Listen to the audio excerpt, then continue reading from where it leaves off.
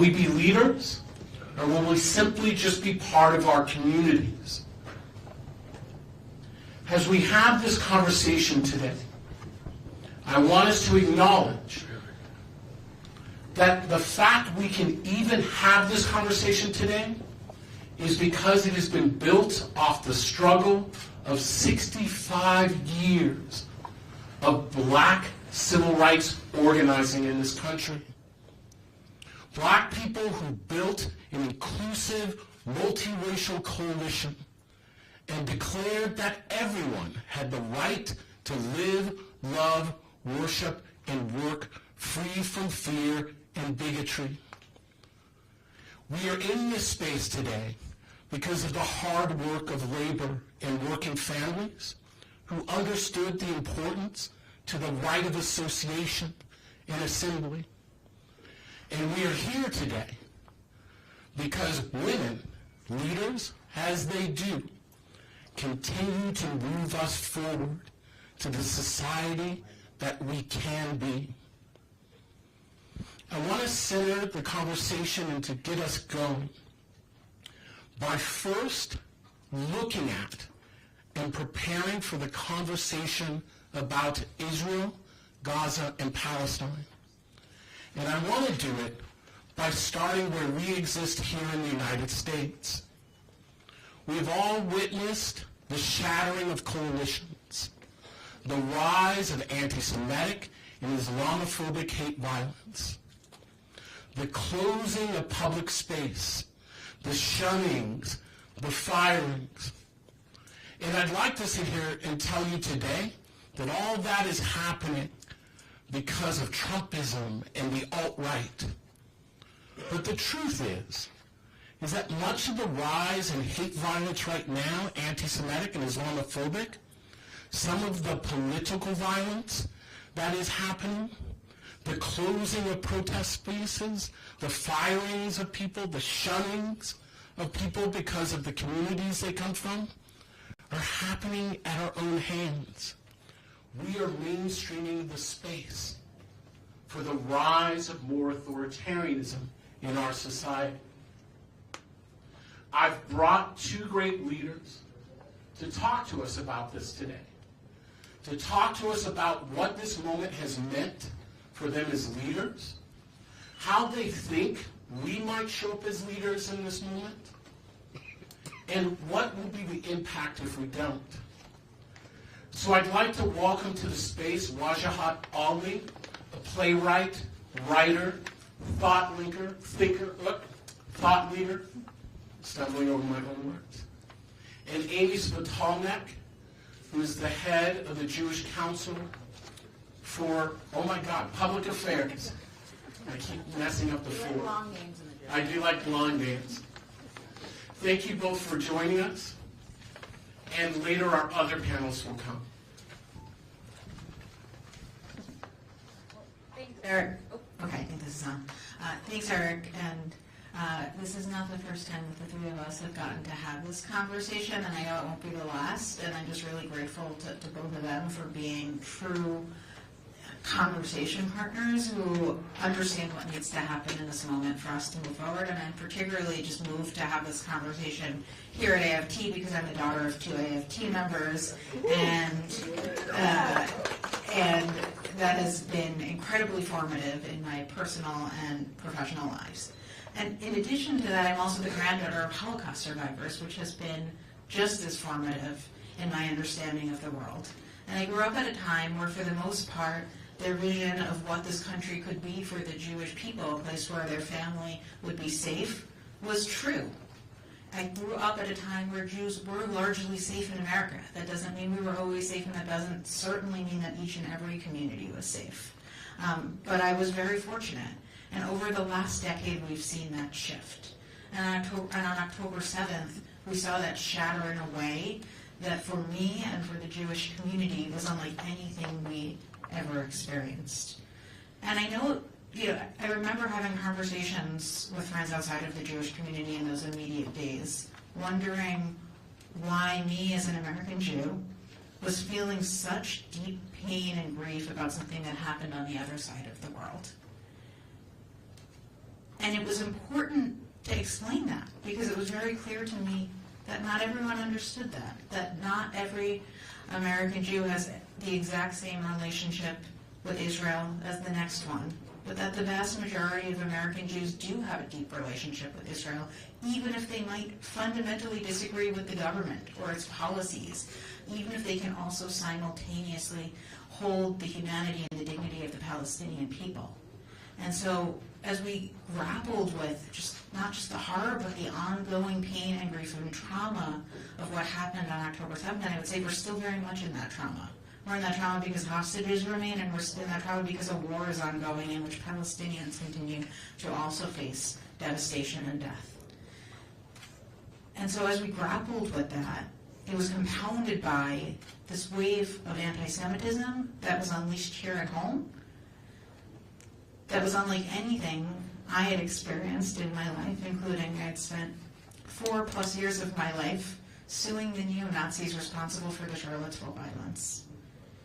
And yet what we saw in the aftermath of October 7th was in some ways even more painful than what I saw in August of 2017 in Charlottesville, because it was coming from my own community in certain places. It was coming from the progressive spaces I had called home for so long. And this isn't to say they're equivalent or that the threats are manifesting in the exact same ways, but it is to say that at this moment, everyone is in deep pain and grief, and I know that me as a Jewish leader and a Jewish woman is not alone in that. I know the Muslim community and the Arab American community are also experiencing deep pain and grief. And yet so many on social media, in our own communities, and these loudest voices are telling us that somehow, in that pain and grief, I can't sit next to someone like Wash and have this conversation. I can't acknowledge that what's happening to the Muslim community, the Arab American community here in the United States, alongside the threats the Jewish community are facing. Because somehow fighting Islamophobia, fighting anti-Arab hate might come at the expense of the fight against anti-Semitism too. And that's where they lose me. Because we can hold all of these things at the same time. I can still sit in the deep pain and grief and trauma that I'm feeling and that my community is feeling after October 7th, and I can acknowledge that others are also experiencing that very same pain and grief, both because of what's happening in Gaza right now and because of the ripple effects on communities here at home. And the way that this bigotry works, and anti-Semitism is in so many ways a unique form of bigotry, because it does operate as a form of religious and racial and ethnic prejudice, but it also really operates as this overarching conspiracy theory intended to sow distrust in our democracy. We know how that works when it's neo-Nazis in Charlottesville with torches chanting Jews will not replace us, when we see ideas like invasion and replacement and QAnon go mainstream in our politics as they have, become wholly normalized in political rhetoric. But how it works in the more progressive spaces that I spend a lot of my time is that it really serves to divide Jews from the coalitions we need to be in right now, at a time when our democracy is under threat and when extremism is reaching record levels. And so I think for me, this conversation that we're trying to have, that the folks that Standing Together are having in their own space in Israel, is fundamentally about the same idea. That it's only if we are able to put aside these false binaries and these zero-sum narratives and sit with one another in deep disagreement at times, but in pursuit of the coalitions and the inclusive societies we need at a time when these extremists are coming for all of us. And when if we are not able to build the bridges and build the coalitions we need in pursuit of inclusive, multiracial, multi-faith democracy, none of us are safe. And so at a time when people are continuing to tell me that the Jewish community can't sit with the Muslim community or the Arab American community or the Black community or certain organizations who have been our partners for so long, because we might disagree on Israel and Gaza, we have to reject those worst things. And so we have to lean into those relationships and those conversations, as hard as it might be. And so that, for me, is why I'm so honored to be here, where I'm so grateful that AFT is holding this space, and frankly grateful for the complexity and the nuance that AFT has brought to this conversation over the last 5.5 months. Not because we all agree on every word of everything that's being said, but because if we're not leaning into these conversations right now, none of us are going to be safe.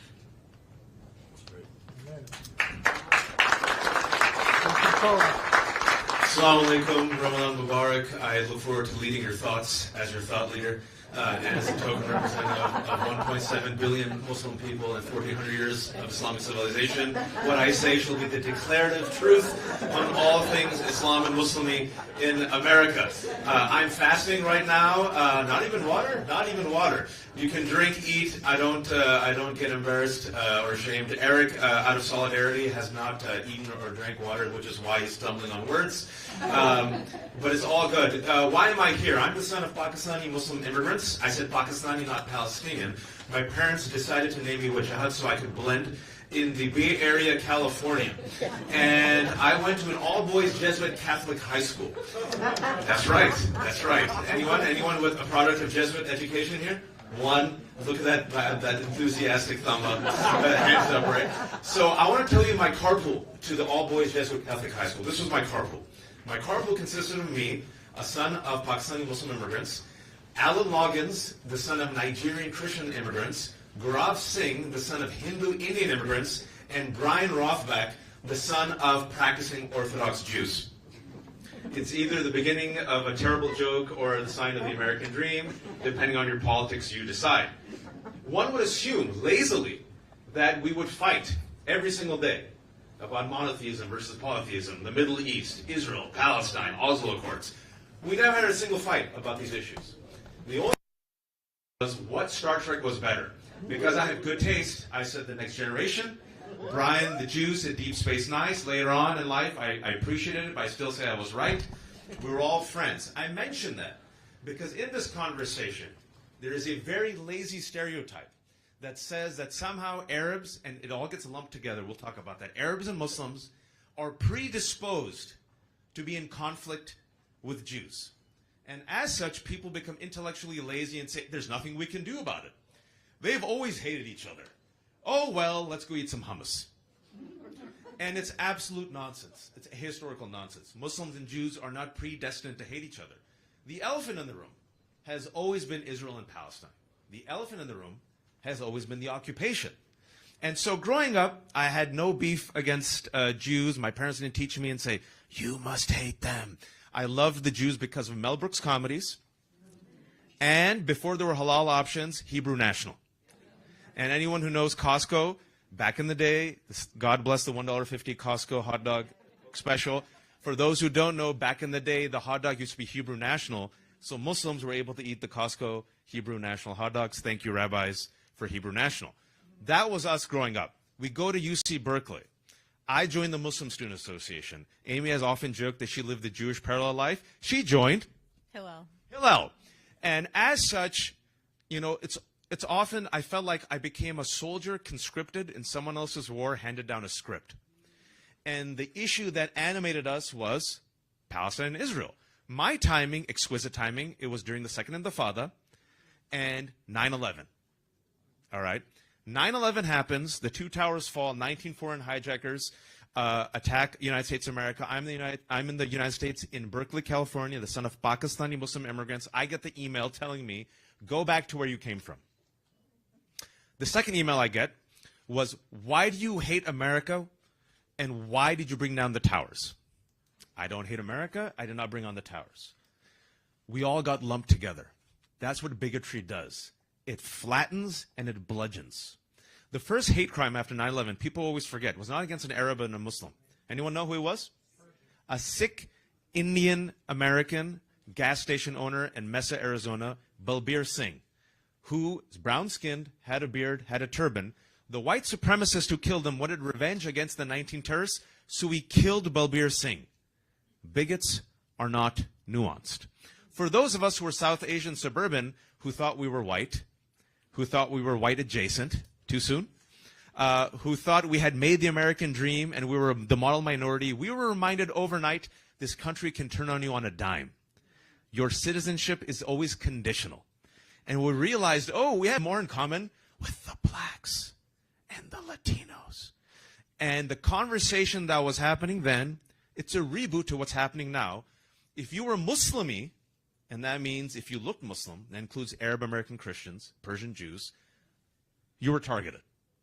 And if you were Muslimi, we were asked to condemn violent acts done by violent people we had never met.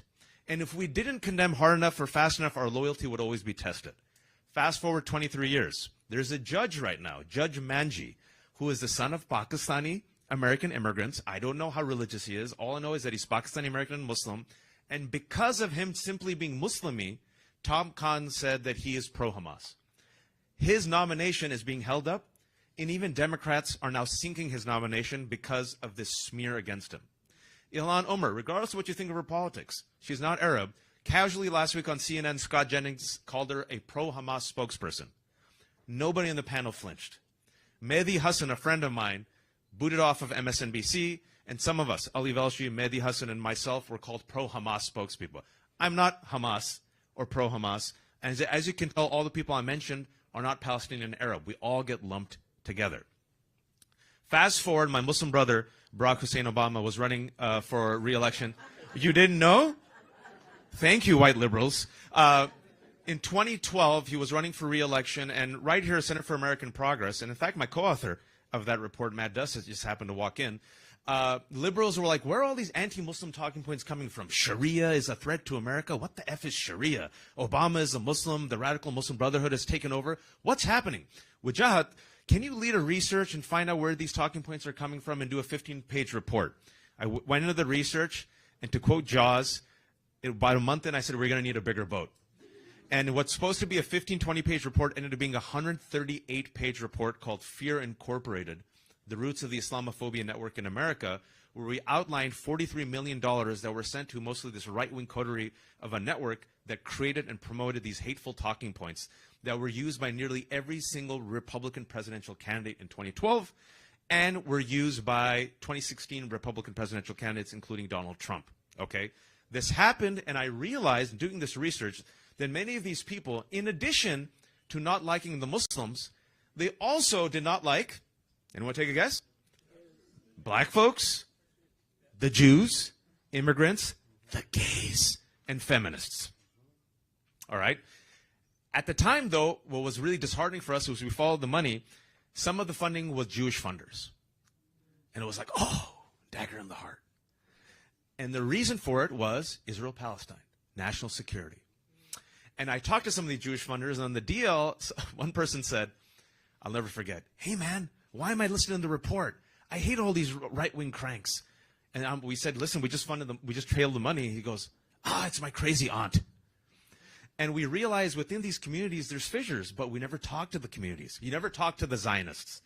The Zionists were the bad Jews. So she talked to the good Muslims and the good Arabs, and we used to talk to the good Jews. All right? You guys with me? I realized back then that there is an organization, that, if you will, that is coalescing. If love was going intersectional, so was hate. And that name of that hate, what I call Thanos, is white nationalism. And I realized living in America, each time something happens in Israel and Palestine, our communities are pitted against each other. It always screws us. And there's a divide and conquer amongst Jews and blacks, Arabs and Jews, Muslims and Jews, Muslims and women, Muslims and LGBTQ. And meanwhile, white nationalists are feasting. You fast forward to what's happening right now. Ongoing war. 30,000 people have been killed. 1.2 million people have been displaced. There's still hostages right now. The war, it seems like, unfortunately, is not ending. As such, we're in a permanent siege mentality. Our communities are under stress. There's chaos. There's death. You're seeing the divide and conquer happen in real time. People are losing their jobs. People are feeling censored. You saw what happened to Yale professor, the Yale president, Harvard president, Claudine Gay. That's causing tension between black and Jewish communities, right? Meanwhile, what people don't realize, because they haven't done the research, is white nationalists are deliberately feasting on this moment, openly saying to their members, oh, let them attack each other. You have white nationalists like Nick Fuentes, who's an anti-Semite. If you read his Twitter thread and you didn't know anything about him, you're like, oh, he's very eloquent in his pro-Palestinian activism. If you don't follow Tommy Robinson, who's an anti-Semite and a white nationalist, you'd be like, oh, he really loves Israel. And some of these people love Israel. Jews, not so much. And so here we are, and we're dealing with, and I'll end on this, an anti-Semitic conspiracy theory that came from the swamps of the KKK and the Nazis, the replacement theory, has now gone mainstream in America. A third of Americans believe this. And what this is, this conspiracy theory, which is a reboot of the Protocols of the Elders of Zion, says that the Jews, you always have to say it like that, the Jews, are the part of heading an international cabal using their power and influence to weaken and replace Western civilization with the help of black folks, feminists, Muslims, Latino immigrants, and the gays. It has radicalized terrorists, this conspiracy theory, to kill Jews in the Tree of Life Synagogue in Pittsburgh. A few months later, it influenced a white terrorist in Christchurch to kill 50 Muslims. A few months after that, it influenced another white terrorist to kill Latinos, and it influenced Dylan Roof. Thanos is coming after all of us. And so what I'll really end with is this. In this moment of leadership, I don't need simplistic hummus theology. This is hummus theology. I like hummus. You like hummus. We like hummus. Do you like tabbouleh? I like tabbouleh. Oh, wonderful. And no one talks about the elephant in the room. I need leaders to step in, engage in the difficult conversations, acknowledge the elephant, ride the elephant, tame the elephant. All right? I need people to give narratives of hope, and I need some of these leaders to take some arrows, because you're going to get arrows right now from your own community members. Ask Amy. Because we have to build a future for our children where our multiracial democracy is under attack, folks. They're coming after all of us. And inshallah, the work that you all do right now and what you model will decide whether or not our children, inshallah, our children who look like us, will either be victims or the co-protagonists of the American narrative. Thank you for coming to my TED Talk.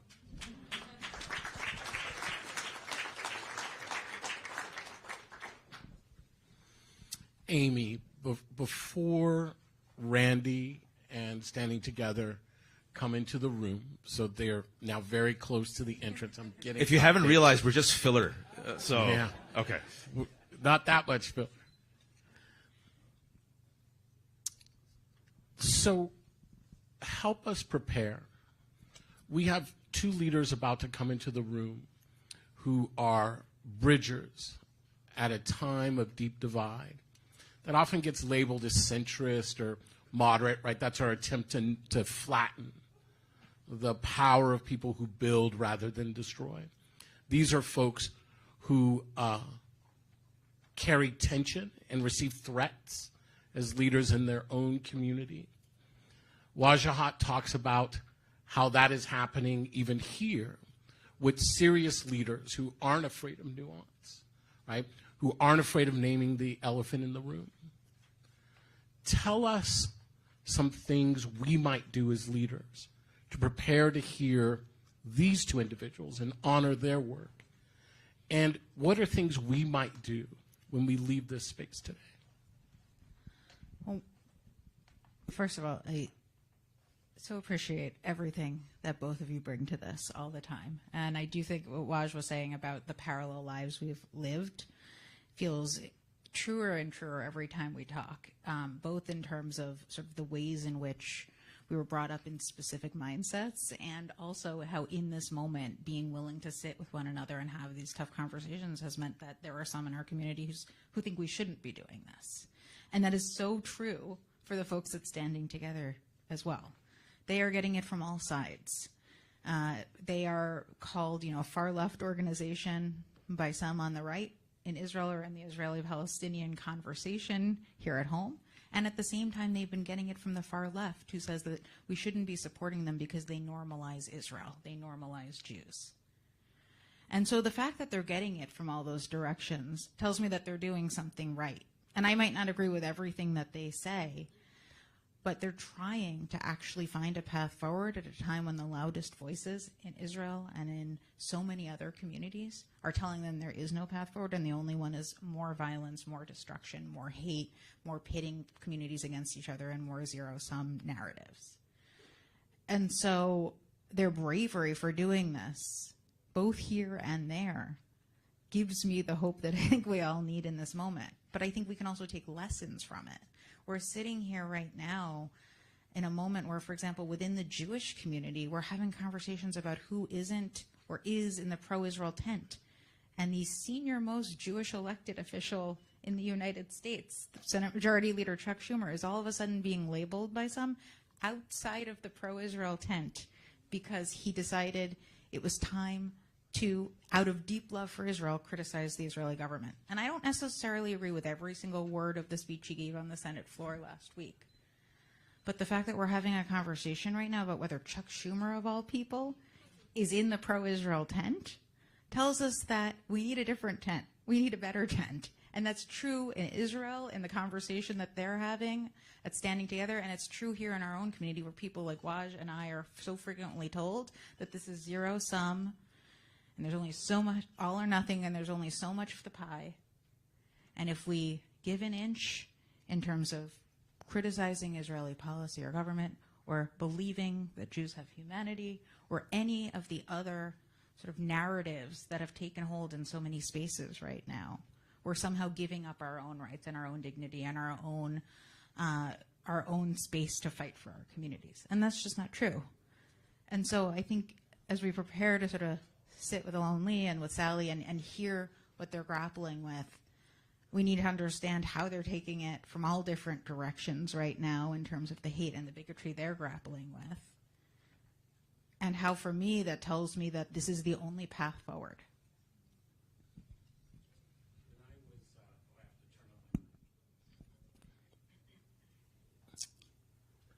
Before we invite them into the room, I want to share a final thought. So when I was a kid, I grew up poor, and we were talking about this today. It's easy for me to not eat because I went days without eating as a kid or not knowing when I was going to eat again. I wasn't alone in my neighborhood in that. And sometimes at the end of summer, we would sit waiting for school to start. And we'd play a game. We'd remember a game called If I Were. And some of you may have heard me talk about this. If I were driving down the freeway in a car and the brakes went out, here's what I might do. And we'd argue about kids about what we might or might not do. If I was in the zoo and the lion got out, here's what I would do. One question that came up every summer was, if I were in the midst of the civil rights movement in the 1960s, here's what I would do. And we would argue as kids about what we would or wouldn't do, how we might or might not put up with things. And I'll wait for a second. My phone does that too. I have a couple of folks that can ring through anything. We didn't understand the choiceless choices of our parents and grandparents. We were full of bravado about what we would or would not do, what we might or might not put up with. But that question has always haunted me. What would I have done in the midst of the civil rights movement? How would I have shown up? That question may have haunted some of you as well, around different historical moments. I realized about 10 years ago, though, that I no longer had to wonder how I might show up. And I'm here to tell you all, you no longer have to wonder how you might show up either. The truth is you would have shown up in the 1960 civil rights movement the same way you're going to show up when you walk out these doors today. Make it count. History will judge us for the way we show up in this moment. Do it with urgency, but do it with deep love. Do it with questioning, but do it with deep honor. The struggle in this moment is to not lose our humanity and to embrace complexity, not as an excuse to flee from the complicated questions, but to bring real solutions to our society. With that, I'd like to introduce my best friend, President of the American Federation of Teachers, Randi Weingarten.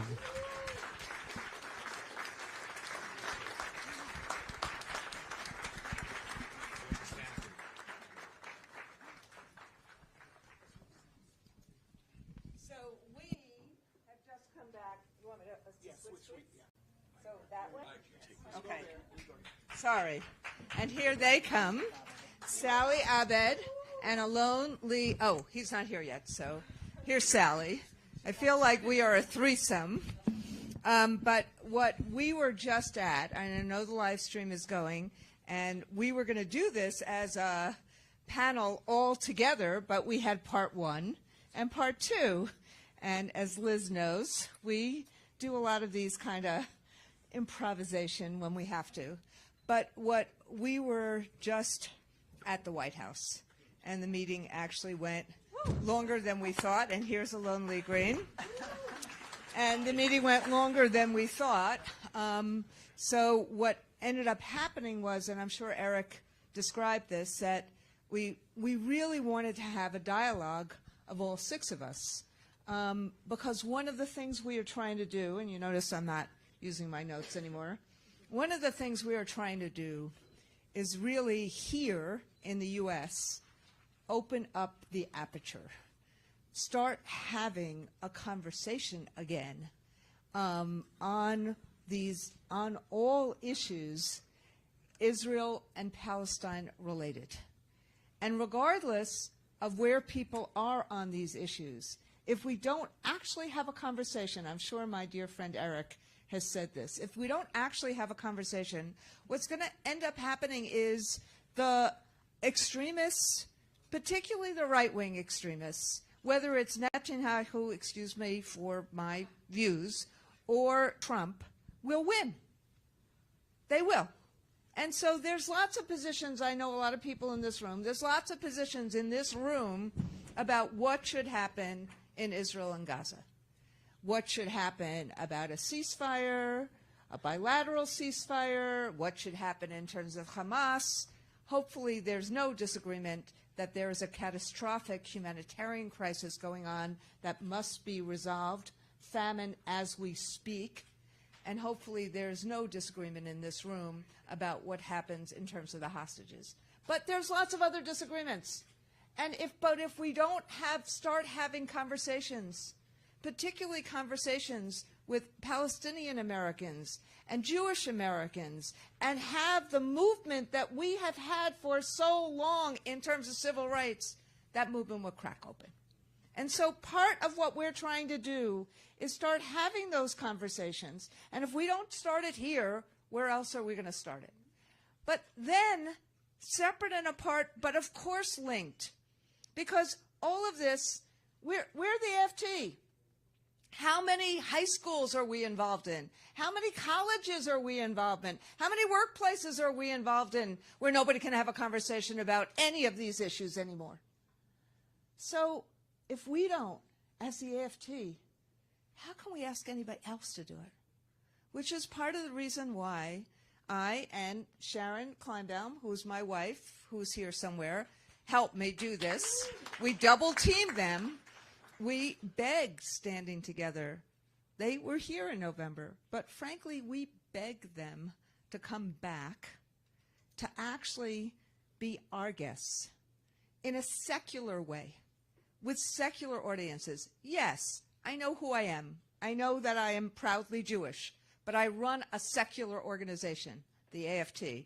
Notice, I don't know if our new branding is here yet, but, you know, we are an organization, membership, educators, healthcare, public services. So we call ourselves the AFT now. But what has happened in Israel is that this group, Standing Together, has done, in my judgment, a prophetic thing. They are creating a new reality that they are trying to convince Israel's society about, 20% of whom are Palestinians. How is there, and I'm going to use some of the things that I've heard Sally, who is both of these folks, Sally Abed and Alon Lee Green, are my teachers. How do you create a new reality that says for Jewish security, you actually need Palestinian autonomy. You actually need a shared society. You actually need in my language, not theirs, a second state, an Israeli state, a Palestinian state. And what do you do in Israel itself?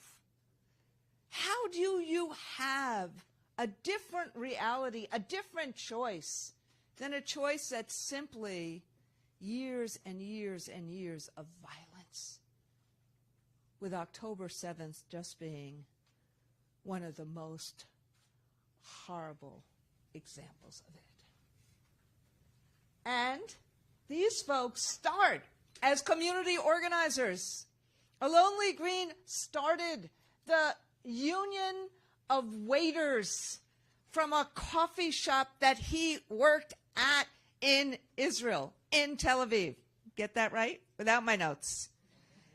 And this young lady sitting to my left, a community organizer, a Palestinian in Haifa that just won on a joint list as a city councilor in Haifa. Fighting, does this sound familiar? For real, sustainable family wages.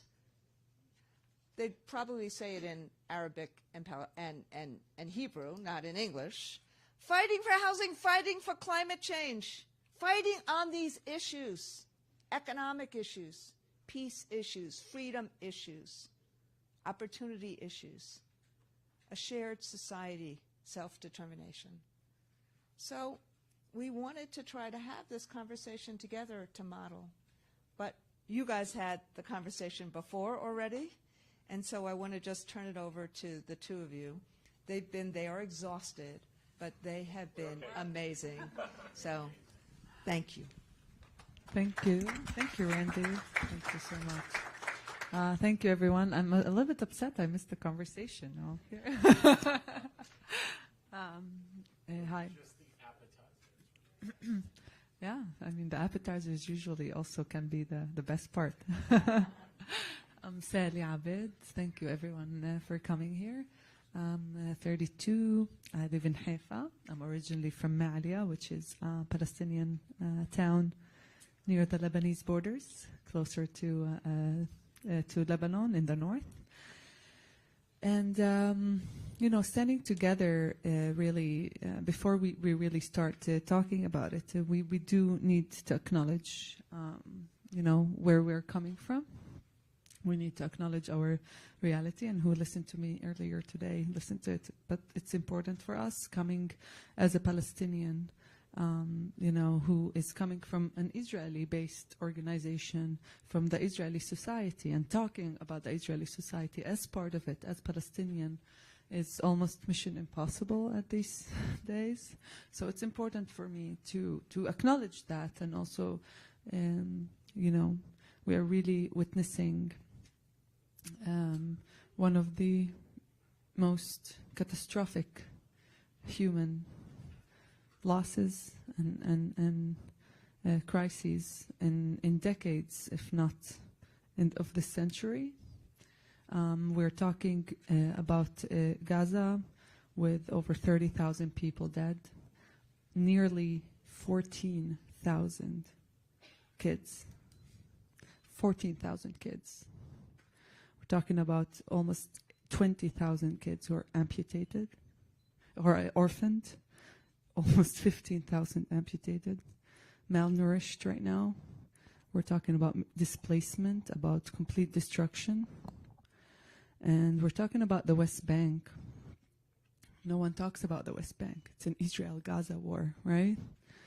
The West Bank, where there are now people also being collectively punished as dependent on, economically on Israel, tens of thousands of families who can't enter, who don't have any income right now, who are also facing income insecurity, who are facing food insecurity, who are getting attacked by the day, every day, by settlers in the West Bank, backed by the occupation army, by the Israeli army.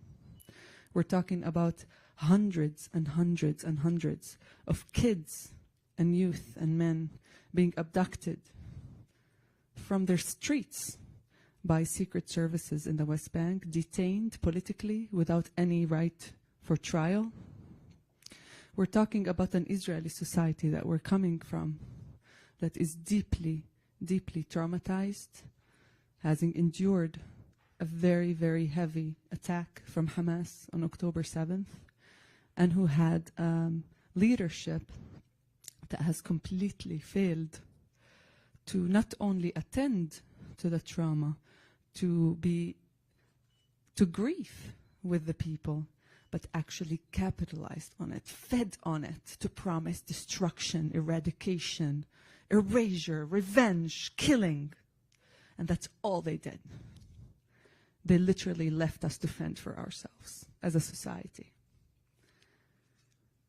On the contrary, they actually are trying to attack our own society. They're trying to not only go against Palestinians in Gaza, Palestinians in the West Bank, but actually persecuting the 20% population within Israel.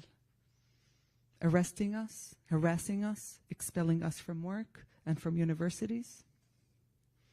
And they are really spreading tens of thousands of arms right now, who are right now in Israeli society being used against women, against Palestinians, against marginalized groups in our cities. And that's in Israeli society.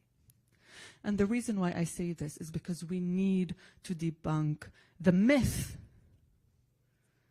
that Jewish safety is dependent on the oppression of Palestinians and military controlling Palestinians. We need to debunk the myth that the US, by giving so many guns and military aid unconditionally to a lunatic government of openly fascist ministers who have messianic fantasies of eradicating the Palestinians, the other people living on the land, and giving them complete support, a blank check policy that's somehow supporting us as people in Israel. Being pro-Israeli and pro-Israeli government is actually against the people in Israel. And if you are for the Jewish safety, you have to be for the Palestinian freedom, and the other way around. There's no way around it. And we're here to really demand a ceasefire agreement to stop the destruction and killing and to return the hostages back home.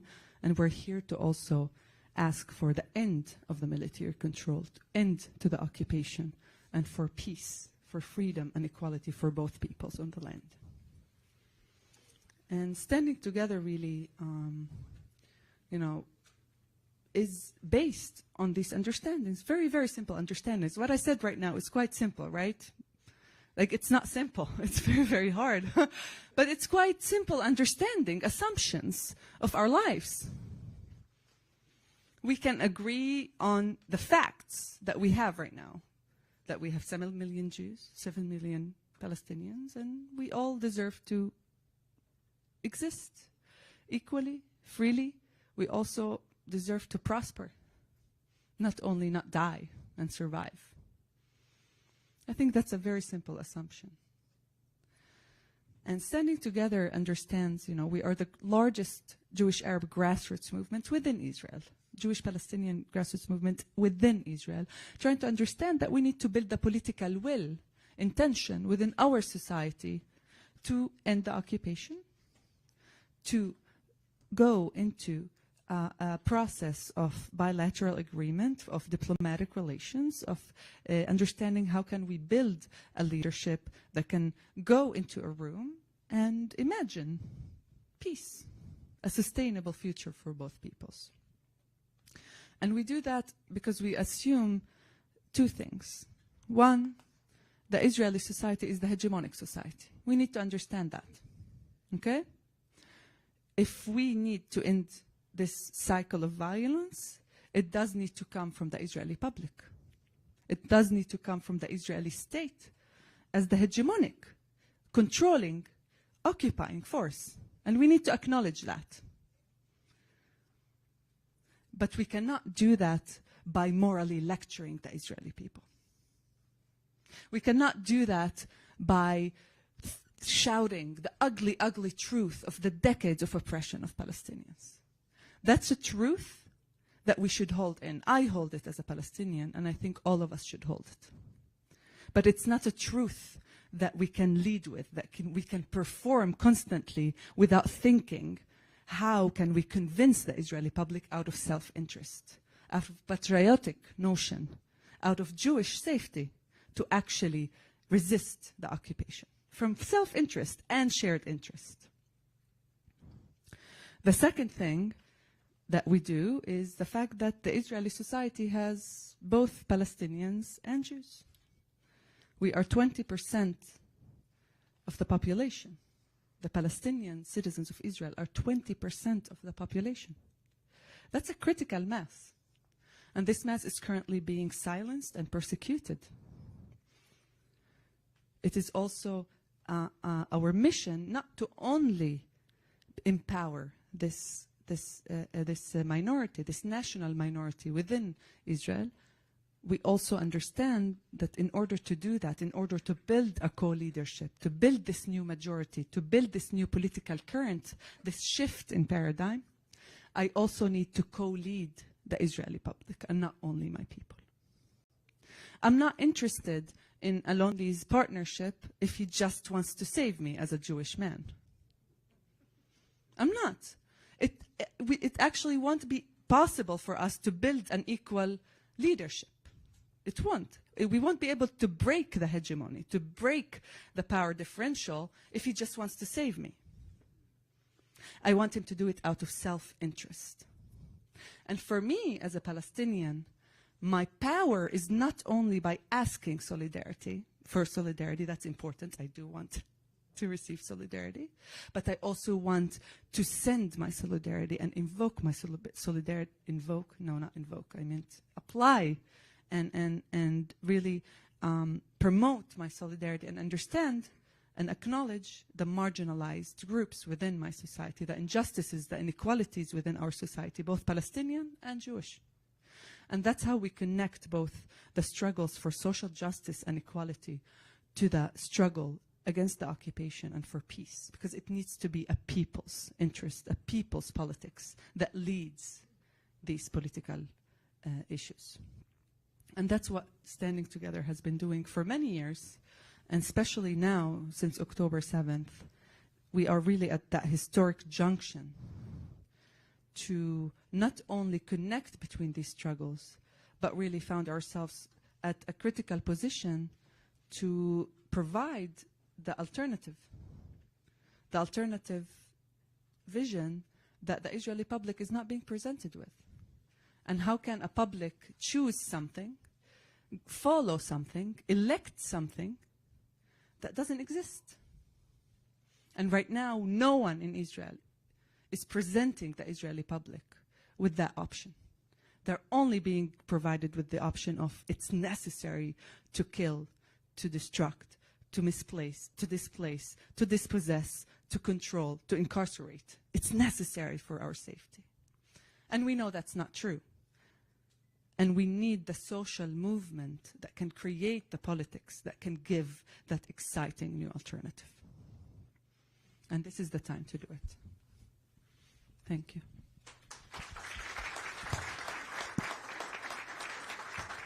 I'm actually not sure what can I add. No. You have to follow me, and then I No, it's always hard not to that follow I'm you. amazing. I just say the whole spiel. Yeah, I mean, part of the reasons we've made this difficult choice, and Randi actually had to beg, and Sharon, for us to agree to leave, to leave home again after a few months. We've been here in November after 5 months of war, is that we felt that it is very important for us to try and come here and try and tell this untold story of this amazing fact that is so unseen sometimes, that Israel has a society, that we are also a people, that we also have fears and traumas, hopes, conflicts with our government, and that it is the missing component, the missing part of the puzzle in terms of understanding how do we translate this energy of so many people in the world right now understanding that this reality must end, that the war must end, that the occupation must end, that the killing and destruction in Gaza must end. How do we translate this shout, this demand, this exploding kind of bursting energy? How do we actually build a strategy to make it come true, to really create this reality? And what we feel is that this part, this component of the Israeli public is the key one to understand how to move forward from this reality. Because, like it or not, agree with it or don't agree with it, we are a society that suffered a great trauma on October 7th. For us, it has been the worst day of our lives. It was something that each of us experienced in a terrible way that we will remember to the rest of our lives. It was a life-changing event, a life-changing moment, and even 5 months and a bit more after, it is still traumatic. It is still an open wound. And for most Israelis, what we are doing right now in Gaza is an act of survival. For many Israelis, what the government is promising them, destruction, elimination, flattening Gaza, it is a promise of self-survival. It is a promise of the only way possible to actually make sure that this thing will not happen again. And Hamas actually says we will do it again, right? We heard these quotes of them. And with this soil, with this reality, it is very easy for the right wing, for the very crazy messianics, people that are in power, in our leadership, to kind of capitalize and to try and build these terrible trends of openly calling for killing children, killing innocent people. And I think that this is what Sally means when we say that we cannot come and morally lecture people. We can shout this truth, saying that killing innocent people, destroying 70% of all the homes and houses in Gaza, that's not going to bring us safety. We can shout at them that it's just fascism or it's racism and no, this war is terrible. But if we actually want to change this reality, we need to become an internal actor within our society and to not give up on the patriotic stand of our internal place in our society, of saying that and believing and really convincing other people that this is the self-interest of both Palestinian citizens of Israel and Jewish citizens of Israel to not allow this reality to continue to happen, to end the occupation, to end this war, to achieve a ceasefire agreement, to end the killing and destruction in Gaza, and to bring back the hostages. It is for us, looking maybe from the outside on what happens in Israel, it's easy to forget, that a pain of a mother in Israel that sends her child to Gaza is a true pain. It's a true pain when she looks at her phone, receiving a phone call from an unknown number, and maybe she's worried that that will be the most terrible call she gets in her life. Someone from outside can say, but this child of yours, he's the oppressor. He's the one that is responsible for all the things that is happening in Gaza. He's not the victim. You're not the victim. They are the victim. But we live a much more complicated reality where we understand that this reality is maybe not equal. It's extremely unequal. Palestinians are paying a much higher price for this reality. 30,000 people dead. Children in the amounts that are unfathomable of people that were killed. But still, also the Israeli society pays a price. And if someone from the outside will come and look at us and will say, all Israelis, all Jewish Israelis are somehow benefiting from the reality and all the Palestinians are the victim, that will be the wrong equation to understand this reality. And when we come to this missing piece, this very important or key component of understanding how to change this reality, there's no way to bypass the Israeli society, going through both societies actually that are living on the ground. Because those that will say oppressors, So you need to just boycott them. Just, put the international pressure on the Israeli government. By the way, we think it can be effective. We're not against it. But put this pressure on the Israeli government, and the occupation will end, Palestinians will be free, and that's it. No, we need to remind them that there is a society in Israel that is resilient. There's an army in Israel that is strong. There's a government that isn't going to resign. And if we will not be able to build the political will within our society to convince the Israelis that this is our own interest, not only out of act of solidarity to stand with the Palestinians, but our own interest to stop sending our children to standing checkpoints, to oppress people in Hebron, to go to Gaza and destroy, to jeopardize their lives, to come back with traumas, to lose the ability to have a normal economy, to prosper, to actually live a normal life. If we will not be able to create this story, to build a majority around this new story, then the occupation will continue. Then the right wing will be able to continue and prosper and to really work with this terrible trauma and fear that are real. So what we are trying to do is to put this option in the menu, because for so many years it wasn't. It just wasn't. It was one main option of, in order for us to survive, they need to be oppressed. We need to control them. And this is really the natural thing to choose, because you don't have another option. But if you have another option, if you create competition in reality, competition in politics, which is, politics is always about competition. It's always about polarizing the public in a good way. When I say I support the right of women to vote and to get elected, some people can say, no, I don't want it to happen. I want to polarize the public in a good way, to put the majority of people to choose the option of ending the occupation and the oppression and achieving peace. So that's the role of standing together.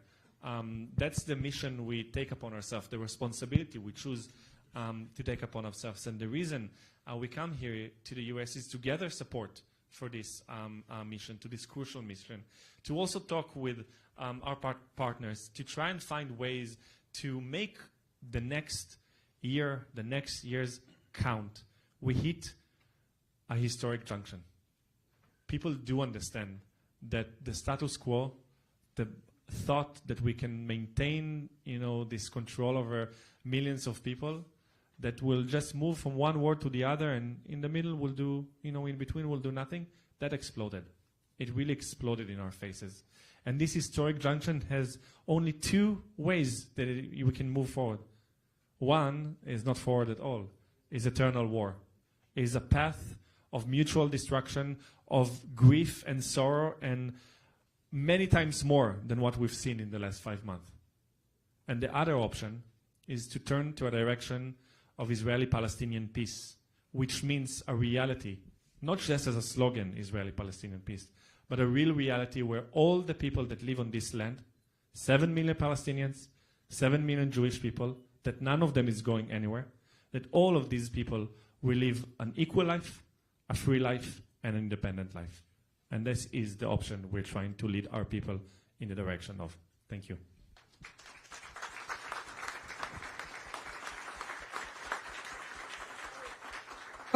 Before I open up, thank you, both of you. But before I open it up to the audience, I want to open it up to Waj and Amy to say comments or questions for them, and then we'll open it up to the audience. Well, Amy wants me to go first. First and foremost, thank you so much for what you're doing. As Amy echoed in our brilliant appetizer before you came, you missed out a lot. It was awesome. We understand. Heard. Yeah, no. We understand the attacks you receive from within your communities, the assumptions that people have, and how people shut you down before even listening to you. And we had the pleasure of listening to you before also. And I said, if people really listen to them, they brought their own truth. They didn't sugarcoat anything. But a question I have, and it's a question that's, I hope you're not offended by this, a question that someone brought up when they found out that I would join this panel. They're like, oh, that sounds great. But isn't that just kumbaya? Aren't they just, the rare unicorns? And it's wonderful that they're doing it. There's an occupation. So, it's wonderful. Congratulations. But standing together when the society is not there. And I hope you don't mind my framing of it. I'm just echoing the cynicism. Well, and usually Sally has stronger things to say after me. But well, I can answer that in the last few weeks, we gathered food and aid from more than 1,000 Jewish and Palestinian citizens in Israel in 5 different cities and locations that we had a few days. People could bring in flour and baby products and different kind of food. And we led convoys from those cities in Israel to the Gazan border to try and break the barrier, break the wall of ignorance, of not seeing the hunger, the starvation, the famine in our news, and to really try and come to the border and pass food and aid to Palestinians in Gaza, and also, by the way, to the hostages in Gaza, because if Palestinians are starving, I guess also the Israeli hostages are also starving because they're there in Gaza with the same reality. And that wasn't just kumbaya, let's talk. And we're not coming from this direction at all. We address the occupation. We are actively protesting against the occupation in Israel, in the West Bank with Palestinian partners when we come.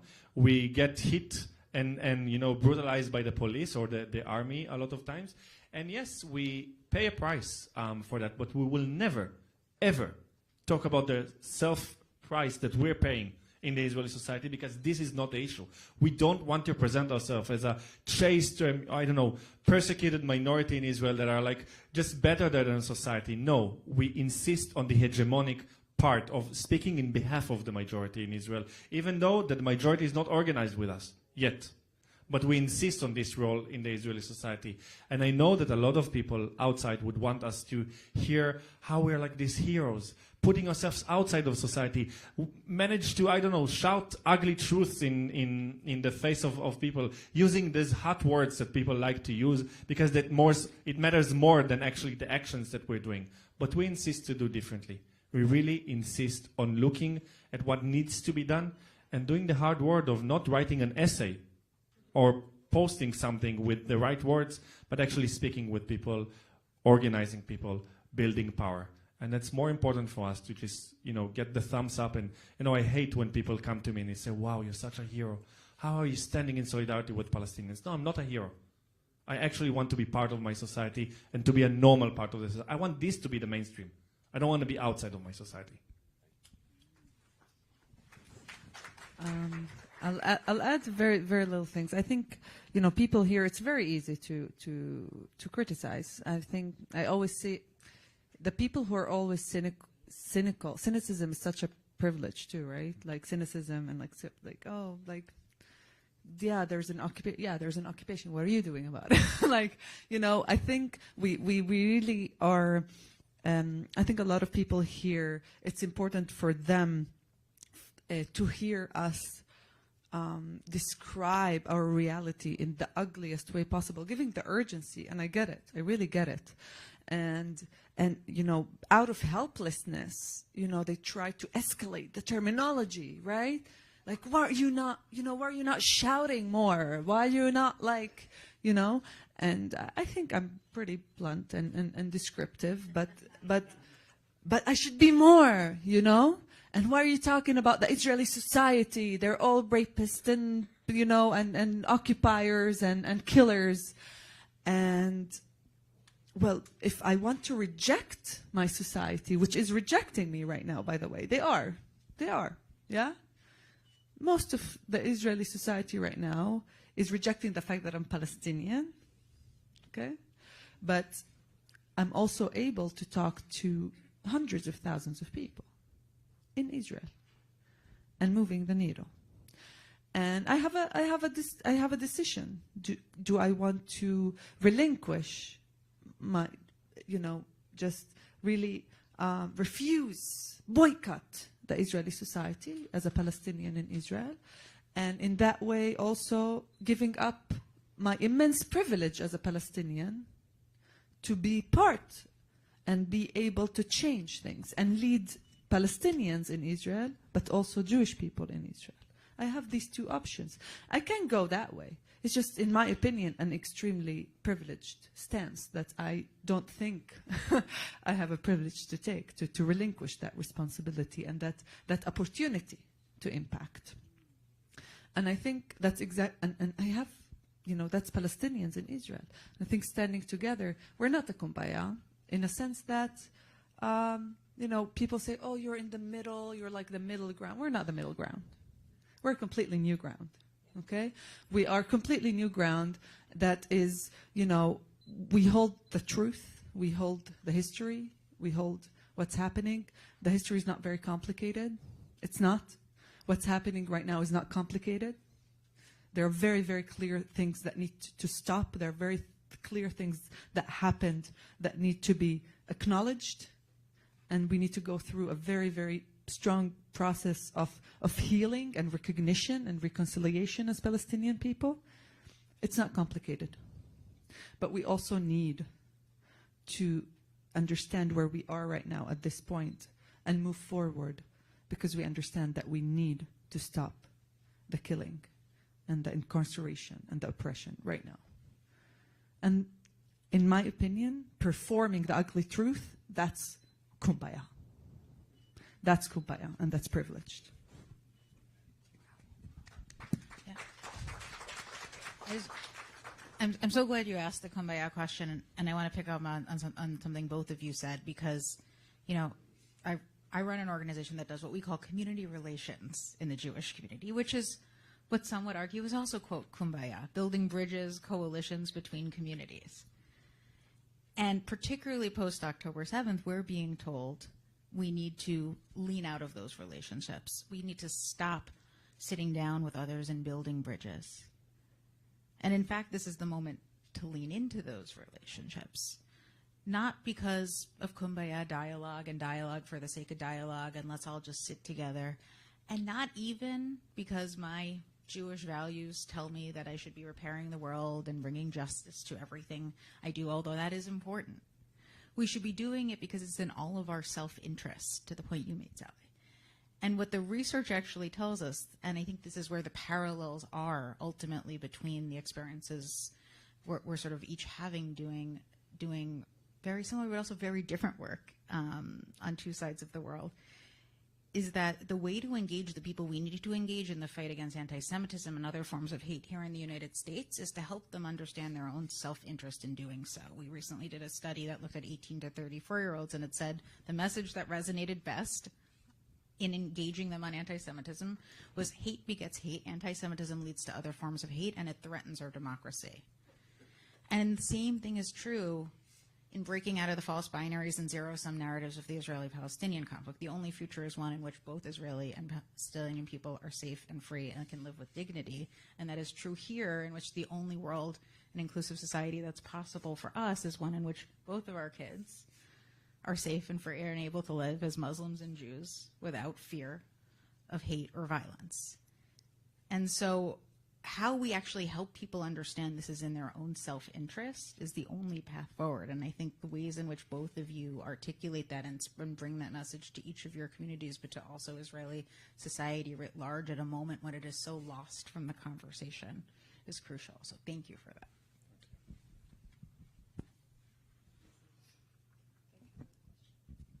I'm going to open it up as I'm writing down what you all just said. I'm going to open it up to our assembled audience in the room.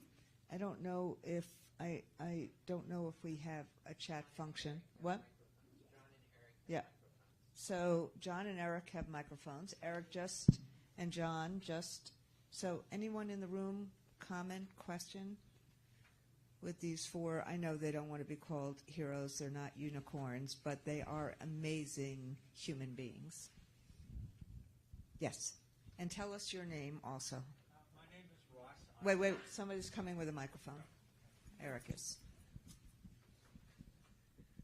Hi, my name is Ross Eisenbray, and the things that you're saying that you hope for and that you're working to build in Israel sound like the things that I remember from 30 years ago from the Labor Party that had. No, you're laughing. I admit I'm pretty ignorant about Israel, but and then Rabin was assassinated, and the Labor Party seems to have disappeared. But are you in some sense the descendants of the Labor Party? No. No. We kind of try and describe ourselves as people that are working together to build a new political current in the Israeli society, something that is not represented and that was not represented, an idea that we can have complete equality in our life, an idea that we can build a kind of people's politics that is centered around people's lives. And I think that as much as we respect a lot of the people that are today parliament member in the Labour Party, as much as we respect the attempt of Rabin to really try and get a peace, at least a first step of a peace agreement, of something that will maybe end the occupation, we do understand that it's not enough, especially when you look where reality came to today. I mean, thinking, okay, I will say it in a bit more direct way. The Labour Party is an only Jewish party. So if a Palestinian citizen of Israel will come to be in the Labour Party, there will be a guest at most there. But they will not be able to run to be the chairman or chairwoman of the Labour Party because they need to be Jewish. It's a Jewish, in the core, the DNA is a and Jewish. Usually Ashkenazi too. The second part is that I think that in order to create a politics that is really new and building something different, is we need to understand a kind of mentality in the Israeli society. In so many ways, you are born with the ballot in your hands already. So the family you come to, the place you were born at, that will determine the political pattern of your life. So Haredi will vote to the Haredi party. Even more, you can ask me a city in Israel, and I will tell you who they vote to. And we have like 12 parties represented in parliament. And it's very dependent on your origin and your sociology. And I think that we are trying to say that people can come from different places and have the same interest and work together for the same kind of future because they can benefit together from the future as much as they are losing today from the reality and the status quo. And I think that this is the kind of new kind of left we're trying to create in Israel, and it was not represented by the Labour Party, as much as we do say that I wish we will be in the Oslo days today. I mean, Rabin was not a peacenik. He was a general in the Israeli army. He was responsible for a lot of the things, the bad things that happened in reality, but he was also brave enough to create an attempt, to really create an attempt in the Israeli society to go to peace. He was the only person up until then that was dependent on the two Arab-Palestinian parties in parliament. That was the only way for him to have a majority in parliament to go for the Oslo Accord, and he was assassinated because of that. And the same people that were behind the political movement that assassinated him are in power now.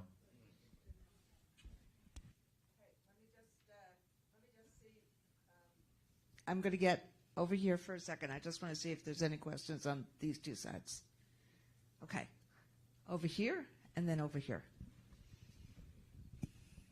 Hi, Rita Friedman, former AFT staff member and a member of the Jewish Labor Committee. I know before October 7th, there were huge demonstrations in Israel against the Netanyahu government's attempts to bastardize the judiciary and all kinds of other activities like that. And I know I have a very good friend in Israel who has worked all his life for those sorts of attempts to bring Palestinians and Jews in Israel together. He worked with hand in hand with Hagar. I'm wondering if you are able to reach out to those people who worked in those organizations, who demonstrated against the Netanyahu government, or has October 7th really demolished that?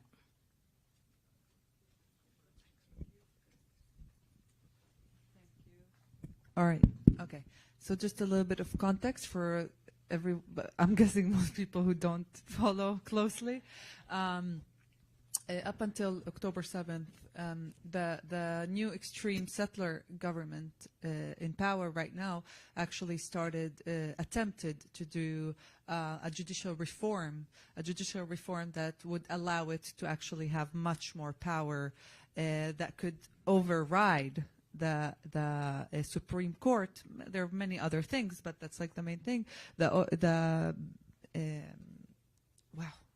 Supreme Court to actually be able to do whatever they want to do within the protest, which extended into 10 months with hundreds of thousands of people. You know, at its peak, there were like 200,000 people on the streets, and it was like really consistent, like every week, and it was growing. And within it was also.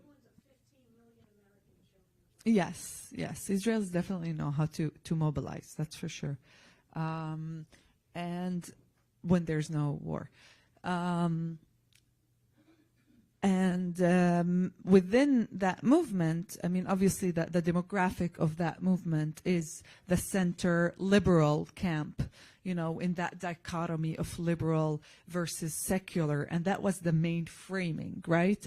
They took this attack on democracy, on the checks and balances, as something against the secularism of the state, the democracy of the state, and actually how they will be able to get more money and more funding to religious schools, to really try to understand how to weaken the checks and balances to create a more religious state, ethnocracy, than a secular state. That was the main framework, and that was the democracy movement. Within that, groups like ours and standing together, fun fact, we actually kickstarted the whole movement of the protests, but ours was obviously one that connected the reform and connected these attempts to the settler government, to the settlements, and to the occupation, understanding that all of these different deteriorations and attacks on LGBTQ, on women, on secularism, and on democracy, to the fact that they want to do that to advance their own messianic fantasies in the West Bank. That's what they wanted.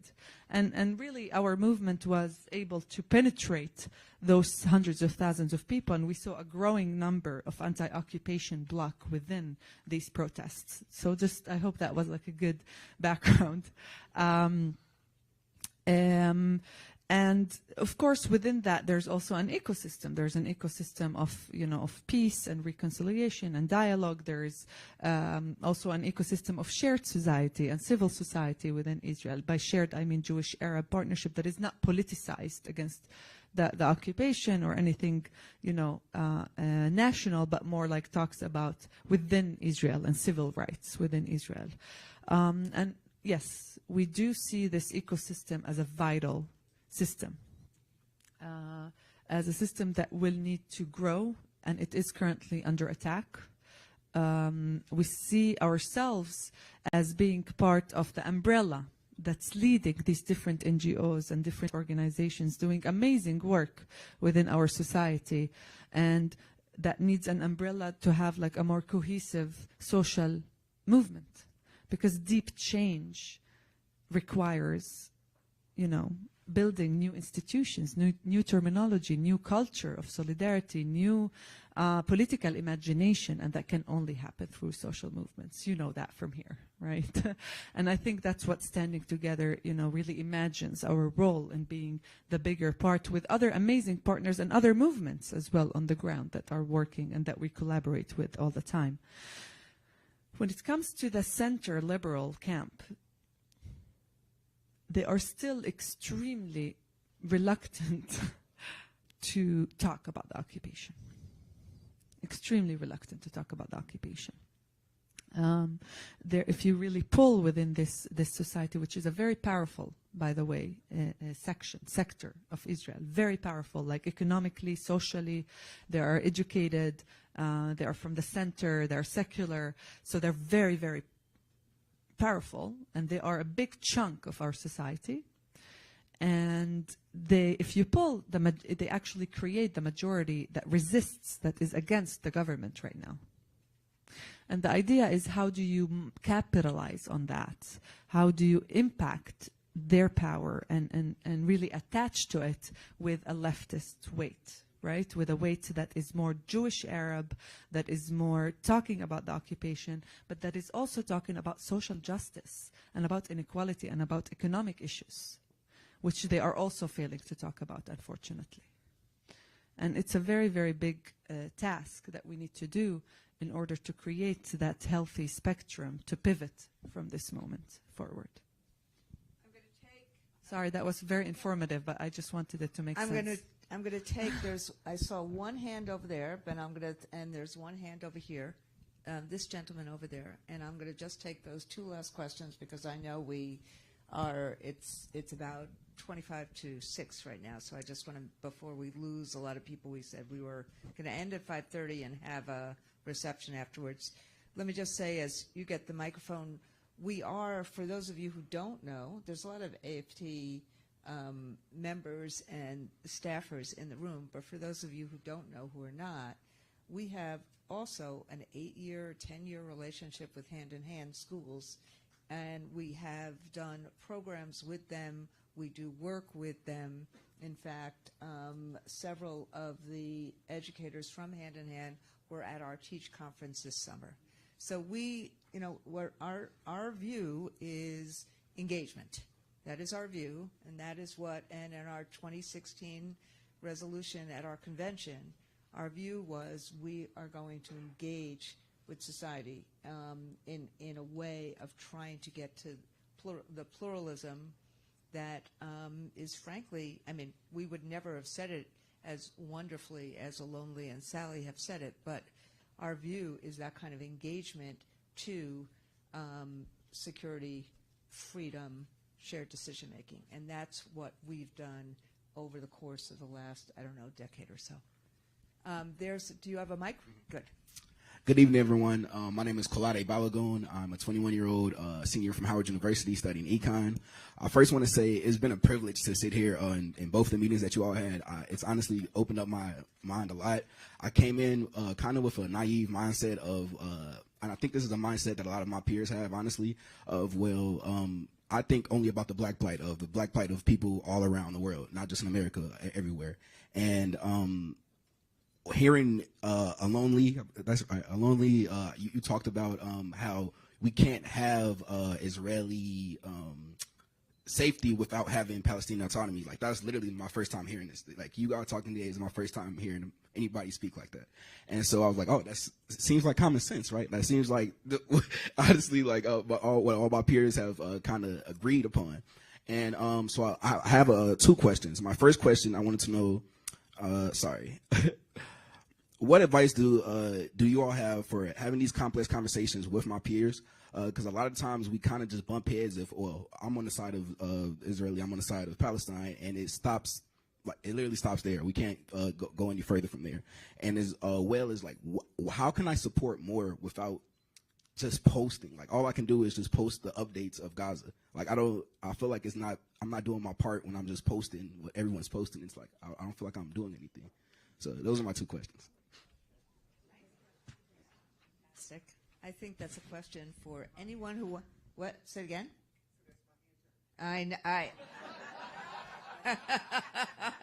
She was waiting to see if it was a good question, and she goes, "That's my intern." Wash, that's exactly what I was about to say. But thank you, and thank you for all the work you did today, ushering everybody in and out, and thank you for interning with the AFT. Okay, who wants to take the question?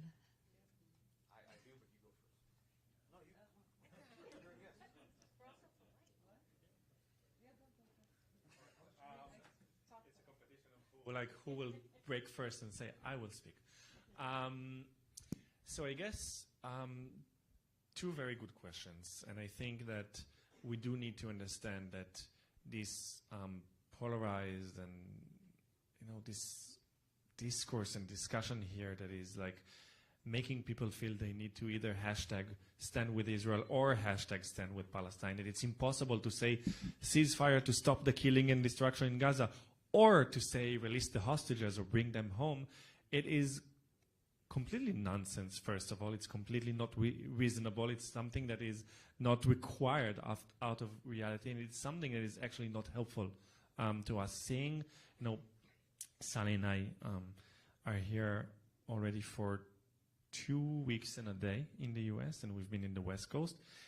Actually, we've been in Los Angeles in the night of the Oscars, and both Palestinian, pro-Palestinian groups and pro-Israeli groups decided to protest in front of, I guess it was the Oscars, going on in there. But we came back from what will Sally and I do in the night of the Oscars? We spoke with rabbinical students, right?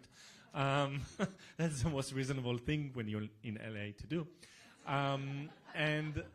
And we came back from this event and we went through the place of the Oscars, and then we got stopped in a traffic jam that was caused because of the protest.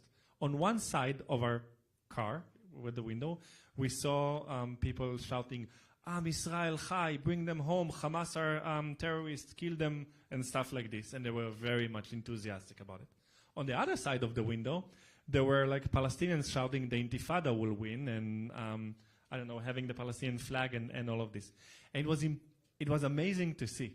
No one of these sides cared about actually convincing, not the other side even, convincing the normal Americans that are walking in the street. Average people that are, not decisive, people that are like neutrals and stuff. No one cared about it. Everyone stuck and really stood with their own complete slogans that are so internal at this point, that are so just, an internal discussion, and they cared nothing about actually changing the reality. They cared nothing about our lives. Back then, not the Palestinians, not the Jewish people. And it's a great example, actually, of the discussion here. If you really want to ask the question of, okay, how can we actually do something? So you need to, A, come up with solutions, not only with shouting your truth, not only with condemning, because there's a very, very, very big difference between condemning reality and changing reality. One is very comfortable, right? Condemning reality, I can feel very good about myself. I can write the sharpest essay with the sharpest word, raising the bar of how I sound, and I will feel that I really shouted something and I said something. But actually changing reality, and people here, I believe them that they want to see an end to this reality, that requires coalitions. It requires building power. It requires talking to people, organizing people. And I think that then you can understand that, hey, maybe we can agree on a ceasefire agreement, because that's the only way to bring back the hostages. Maybe it's also the only way to stop the killing and the destruction in Gaza.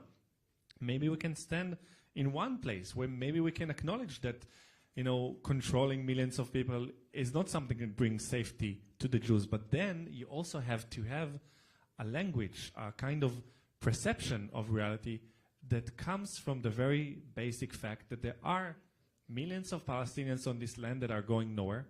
And next to them, there are millions of Jewish people that go nowhere. And there are fantasies from both sides that somehow we will vanish or they will vanish. But if you want a solution, and if you want to talk with your peers about a solution, tell them that it's not helpful or helping anyone to just condemn and shout, but you need to ask yourself, what is the solution that I can stand behind? If this solution is, I've been, as a Jewish person that is very active on social media, the amount of times I've been told to go back to Poland in the last, 5 months is just crazy. And my family is not even from Poland, right? But it's like, it's something you say to Jewish people in Israel. Is this helpful? No, is this helpful? I'm saying yes. I hope. Is this helpful to tell Jewish people to go back? Is it a solution? It's not a solution. No one's going back. No one is going back. So working about solutions is something that can really bring something. Just the second thing about what can we do. Sharing is important. Talking about the reality, exposing the reality, very important. Continue to use your platforms to do that. But also remember that you live in the US of America, and it's a very powerful place, and it's a very close ally of the Israeli government and the Israeli state, and demand from your politicians to do something, not to give a blank check policy to the Israeli government. Also separate the Israeli government from the Israeli people. Understand that supporting the Israeli government, giving all the aid and support to the Israeli government does not do anything to us back home that is helpful. It's actually allowing them to continue putting these two people in a terrible reality of loss and grief and destruction and killing. So conditioning the aid to Israel, at least, maybe even canceling the aid right now when Israel is doing what they're doing in Gaza. That can be an effective thing that you can do here in the US to demand from your politicians, and you have this political system that can allow you to do that. And it is important for me to stress out, the movement here, the Palestinian movement here is trying to tell us something, and we need to listen, and we need to validate that. We need to listen, okay? We are very, we can be critical, we can be, my biggest fear right now is for the Palestinian freedom movement here to vanish without any sustainable, strategic action going forward, understanding how we can integrate this momentum, this amazing global momentum, by the way, not just here in the US, amazing momentum for Palestinian solidarity that we haven't received in decades, acknowledging our suffering, acknowledging our just cause. And my biggest fear is for it to die out without any sustainable action going forward. So as allies, I think what needs to happen is think effectively, responsibly, how to interact, how to integrate into the progressive camp, into as a community, as a bigger community, and really try to avoid the fragmentations that are happening right now, and try to avoid the device, this divide that is catastrophic strategically for the Palestinian movement here, for the democratic camp here, and definitely for us back home. It's catastrophic. And I think that's one of the things that any ally, can understand. I think I only spoke about the Jewish safety and the Jewish allies, and I think we need to really listen and validate what the Palestinian movement is saying, but also help them and require from them to be strategic and be pragmatic and not just shout. And I understand why they're shouting. When you're silenced for so long, you want to shout. You want to shout it out of your lungs. But we also need to start building sustainable power for change for the years to come. I feel bad because I know everyone wants to go home and there's one more question. But I just wanted to answer only because I feel like I feel we're somewhat similar based on what you said, and I have a unique perspective that might help, is that I have friends from all camps. I grew up in a very multiracial society. I grew up in the Bay Area. For many years, for the first major part of my career, I was called Hamas, simply for advocating for justice in Palestine, for writing about the occupation, and I'm Muslim. And since you missed our beautiful appetizer, we talked about how we get all lumped together, right? And then in the past 6 years, well, before 5 months, I was called a Muslim Zionist because of my engagement with certain Zionist groups, because not agreement, but engagement. I wanted to be in conversation with them. I realized we're not going anywhere. I realized Israel and Palestine, the conflict is going to unfortunately keep exploding, and then it's going to impact our communities here.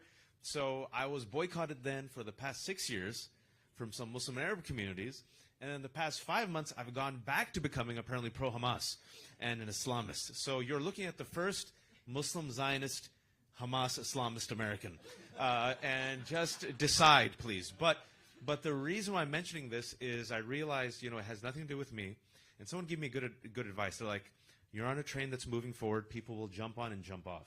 You know your intentions. You know your goal. You know in the long run, you want to help people. In the long run, I'm a father of 3 kids. I can't leave them behind the mess that I inherited. I have to leave them a better narrative. I have to leave them a better country. So I won't take it personally. But you have to plant the seeds, and sometimes you plant the seeds by engaging, staying in conversation, joining a multiracial coalition committed towards justice, using whatever privilege we have to push, because in America, we actually have a lot of power because our government is the ally of Israel, and in this moment, they are forced to pay attention to us. The Biden administration is like, what's happening? The uncommitted vote. Damn it. That's power. That's amazing. I've never seen that before in my life. And I realized by doing this, some Jewish friends are like, feel betrayed by me. Some Palestinian friends feel betrayed by me. But I'll still be in conversation because I know, inshallah, this war will end. And there will be people at the end of this war. And we have to be together because no one's going back. So I hope that helps. The only thing I would add. Oh. Amy finish, and then I'm going to have Ruth and Sharon have the last two questions, and then we'll end. I mean, Let's do it together. I'll be super quick. I think, look, besides for just breaking out of the false binaries of this, which I think we've gotten such fantastic guidance on, and making sure that what we're sharing doesn't reinforce that, I think all of us who are engaging on this conversation here at home, the same way as we engage in any really fraught conversation, have a responsibility to understand what the line is between engagement and rightful criticism and policy debate, and where it can cross into speech that is harmful and hateful, which it so often has done in this conversation. And so for each and every one of us in this room, and it's not just people your age, it's not just people my age or people older or younger, it's each of us. Talking about my age. We know that so often this conversation has, not in every case and not even necessarily in most cases, but in some cases has veered into explicit anti-Semitic or Islamophobic or anti-Arab rhetoric in all different directions. And we each have an obligation to not only understand what that line is and the harm that that can cause here and the ways in which it leads to violence here at home, in addition to reinforcing the cycle of violence on the other side of the world, but to educate ourselves and to do better in bringing our peers and our partners and our colleagues and everyone else into that as well. And so that's something that each of us who are here trying to do right by this conversation can do ourselves. Ruth and then Sharon, just ask your questions together, and then we'll see if there's anything. So first, thank you so much for coming. I said Ruth and then Sharon. Oh. I said Ruth and then Sharon. Okay, sorry. Okay, I'm Ruth. Is this coming through? Yes. So first of all, thank you so much for coming, and thanks to all of you for your humor. It really, really helped. I was going to ask a broader question about Israeli politics, but I think it's too close to the reception. So I'll ask a very simple one, which is just, I think it's simple, the extent to which you think it might be possible that there will be any early elections there, or is Netanyahu there for 2 years?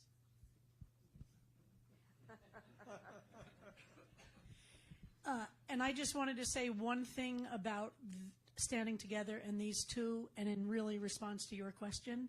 This is why, as a... Introduce yourself. I'm Sharon Kleinbaum. I'm a rabbi in New York City and Randi's wife.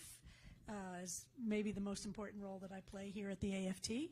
I like to say, but Randi is my Rebbitzin, so that's depending where we get introduced.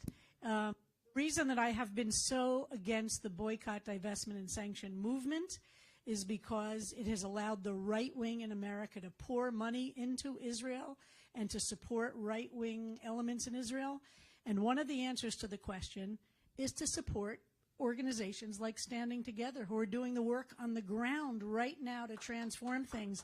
And I'm here to be a fundraiser for them. They have a fabulous program that if you're a monthly donor, you become part of their leadership program, and you are making a difference because you're making these people have a stronger voice. Right now what the situation is, because of BDS, the left in Israel is starving to death. There is no support from the American left because the American left thinks boycotting Israel is going to make the difference, and it means the people who reflect our deep values are being starved to death. But the right wing is getting fed billions of dollars by the Shelley Adelsons and his widow and people like that. So I feel very strongly about this, and there's no big source of income and money for groups like Standing Together. But if we care deeply about transforming the landscape inside of Israel for Palestinians and Jews, we must support the organizations who are doing the work. For me, it feels pretty simple that way. So that's all I wanted to say.